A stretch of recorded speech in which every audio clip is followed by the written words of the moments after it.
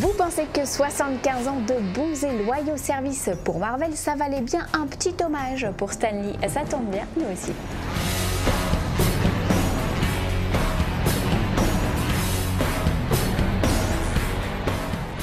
Au programme aujourd'hui, du nouveau pour le spin-off Han Solo, une Justice League bien dark, mais tout de suite, place aux news en bref.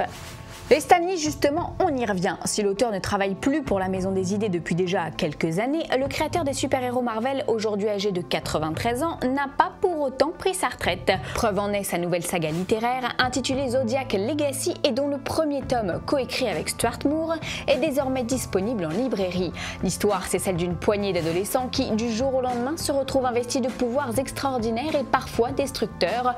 J-33 avant Noël, vous savez ce qu'il vous reste à faire. Décidément, le reboot de The Crow a bien du mal à se concrétiser. Après moult rebondissements et les départs successifs de Luke Evans et Jack Huston, on apprend aujourd'hui que le film change de main après la faillite de Relativity Media.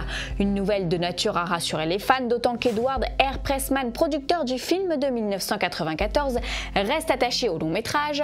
Une question cependant, ce nouveau coup de théâtre compromettra-t-il les participations de Jason Momoa et Corinne Hardy, respectivement attendues devant et derrière la caméra, et supposées prendre la direction des plateaux en janvier, à suivre de près. Deadpool 2 retrouve du poil de la bête, et c'est donc le réalisateur de John Wick, David Leitch, qui passera derrière la caméra pour cette suite. Ryan Reynolds va pouvoir dormir tranquille, son bébé a trouvé un nouveau papa. On attend désormais une date de tournage et des annonces de casting qui devraient tomber dans la foulée. La Mère des Dragons débarque dans l'univers Star Wars. La nouvelle est tombée ce week-end. Emilia Clarke rejoint officiellement le casting du spin-off centré sur Han Solo, dans lequel Chewie et Han jeunes rencontrent des personnages hauts en couleur, parmi lesquels celui d'Emilia Clarke, dont le rôle est toujours inconnu, et Lando Calrissian, campé par Donald Glover à l'écran. Alors Emilia Clarke n'est pas la seule à avoir été envisagée pour le rôle, puisque Zoe Kravitz, Tessa Thompson et Naomi Scott étaient également dans la course, mais Daenerys semble avoir remporté les faveurs du studio, elle qui multiplie les expériences ciné après Terminator 5 et Avant Toi. Néanmoins, la comédienne est toujours sous contrat avec HBO pour Game of Thrones, qui devrait se terminer en 2018. Après cela, Emilia Clarke devrait trouver le temps de tourner d'autres aventures intergalactiques, ce qui tombe plutôt bien, car il se murmure que ce spin-off serait le premier d'une trilogie, qui sait, avec peut-être la Khaleesi. Pour l'heure, on se concentre sur ce premier volet, donc dirigé par Phil Lord et Chris Miller, à qui l'on doit la grande aventure Lego et 22 Jump Street.